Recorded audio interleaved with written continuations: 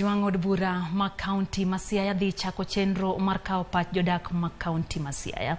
Joneno kod jalup governor ma Siaya William Oduol ewi paro mar golo e apisi kochopo tarik 5 dwe mar 6 jalup governor no. Jopiny kod joneno ikwayo mondo mi ochwal paro mekgi e apis mar karan mar od bura mar county no ma okolewo tarik 5 dwe mar 6 2023. William Oduol bende biro yudo thuolo mar chiwo pache wi weche adek ma odonjnego. Kristo Wino miyo maler.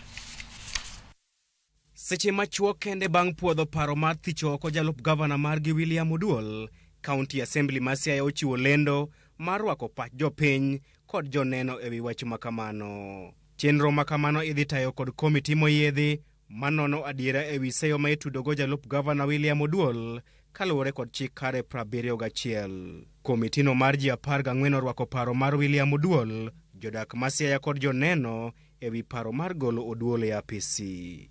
Kaluwore gi karan mar od bura ma Siaya, ote kod paro motenore kod golo e apisi William Oduol onego chwal ne apisi mare kata kokalo e mbui mare ma en clerk@siayaassembly.go.ke kapok ochopo chieng' wuok tich tarik 5 dwe mar 6 higani.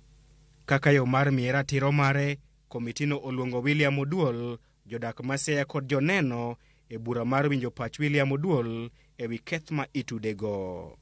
Romo makamano dhi timore chieng' tich 2 tarik 6 dwe mar 6 higani kochakore saa 3 okinyi e kar romo mar County Assembly Chambers.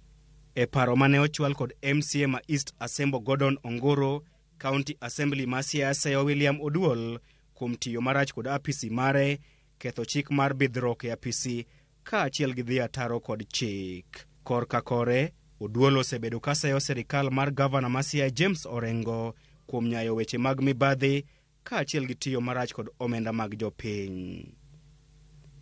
Chris Owino, Ramogi TV, Nairobi. Kwaya county ma Siaya